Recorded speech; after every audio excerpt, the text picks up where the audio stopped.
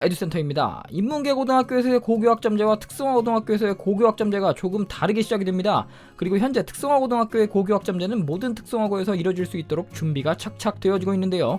과연 왜 인문계 고등학교 전에 특성화 고등학교에서 고교학점제라는 프로그램을 먼저 진행을 하고 실제로 특성화 고등학교에서 고교학점제라는 프로그램이 왜 필요한지에 대해서 생각을 해보는 시간을 갖도록 하겠습니다. 흔히 얘기하는 고교학점제가 진로의 방향에 대해서 생각을 해보고 본인의 전공 공부 외에 다른 과목들을 배울 수 있는 장점이 있다고 알고 있습니다. 결국 본인이 전공하는 과목 이외에 전혀 다른 과목을 공부할 수 있다는 얘기죠. 예를 들자면 문과에서 이과 수업을 기존엔 들을 수가 없었다면 고교학점제에서는 문과의 수업을 듣고 이과 수업 역시 같이 듣는 형태로 말이죠. 이러한 프로그램들을 특성화고에서 먼저 시행하는 이유를 알기 위해선 여러분들이 특성화고에 대해 이해를 하시는 것들이 필요합니다. 우리나라에는 특수 목적고라고 하는 것들이 있고 그리고 특성화고가 별도로 분리되어 있습니다. 하지만 특성화고가 특별한 목적이 없이 별도의 특성화된 수업을 해설하기보다는 법령상의 이유로 특수 목적고와 특성화고가 나뉘었다라고 하는 게 좀 더 맞다고 생각합니다. 즉 특성화고 역시도 특목고처럼 특수한 목적을 가지고 있고 그 특수한 목적 중 하나가 바로 취업이라는 것이죠. 특성화고에 입학을 한다고 해서 공부를 안 하는 것이 아닙니다. 그리고 특성화고에 입학을 한다고 해서 대학을 못 가는 것도 아닙니다. 실제로 요즘에는 학교에서 대학 진학 비율과 취업 비율을 보자면 평균적으로 취업 비율이 60%, 진학 비율이 40% 정도인 학교들이 꽤 많이 있습니다. 물론 마이스터 고등학교 같은 경우에는 취업을 100% 해야만 합니다. 즉 특성화고에서는 취업과 진학 중에 선택이라는 것들을 하고 마이스터고는 취업을 선택이 아닌 필수로 해야만 합니다. 여기에서의 조금 차이가 있을 뿐 실제 특수목적고인 마이스터고와 특성화고 같은 경우에는 거의 비슷한 수업들과 커리큘럼을 가져가고 있습니다. 물론 마이스터고는 기숙형 학교 그리고 영어 수업 등 좀 더 마이스터고라는 특색에 맞게끔 심화된 수업들이 더 많이 배치가 되어 있습니다. 이럴 수 있는 이유는 기숙형 학교이기 때문에 아무래도 수업 시간이 좀 더 길다라는 장점이 있죠.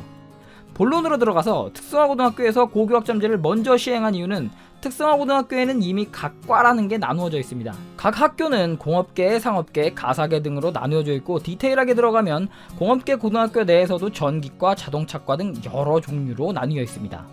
상업과 역시 무역부터 시작해서 경영회계, 상업, 경제 등 실제로 우리가 알고 있는 경영학부, 경제학부 등의 수업들이 생각보다 많이 배치되어 있습니다. 상업계 고등학교는 경상계열이라고 보시면 되고 공업계 고등학교는 이공계열 그리고 가사계 고등학교 같은 경우에는 관광, 조리, 외식, 서비스, F&B 등 다양한 분야에서 수업을 하고 있습니다. 우리가 최종적으로 고교학점제가 정착이 된다면 이제는 일반계 고등학교에서 특성화 고등학교에 가서 본인의 수업을 들을 수 있는 구조까지 완성이 되게 됩니다. 즉 대학을 들어가기 전에 이미 내가 기존에 특성화된 수업을 하고 있는 학교에 가서 먼저 수업을 듣고 전공에 대한 이해를 하고 대학에 갈 수 있게 만들 수 있습니다. 이렇게 된다면 이제는 어느 학교를 다니는 것들이 중요하다기보다 어디에서 무엇을 배워서 내가 고등학교를 졸업할 때 어떤 진로를 통해서 갈 수 있는지를 결정할 수 있는 시대가 바로 고교학점제의 핵심이라고 볼 수 있습니다. 여기에서 특성화고등학교는 이미 전문대학교와 유사한 각 과들이 나눠져 있어 과별로 수업이 진행이 되고 있기 때문에 결합되어서 만들 수 있는 여러가지 장점이 있기에 이미 예전부터 고교학점제, 연구학교 등을 통해서 고교학점제에 대한 시행들을 지속적으로 해오고 있습니다. 우리가 예전에 알고 있었던 공고, 상고라는 개념은 이제는 많이 사라졌습니다. 내가 원하는 특성화된 그리고 내가 원하는 수업을 들을 수 있는 학교가 바로 특성화고라고 보시면 될 것 같고 과가 나눠져 있어 특색 있는 수업들의 결합에서 나올 수 있는 직업들이 다양하게 존재하기 때문에 고교학점제는 특성화고에서 먼저 진행이 된다고 보시면 될 것 같습니다. 다음 시간에는 그렇다면 고교학점제라는 것이 우리가 많이 들었던 4차 산업혁명과 어떠한 관계가 있는지 여기에 대해서 한번 이야기해 보도록 하겠습니다. 그럼 다음 시간에 만나요. 안녕!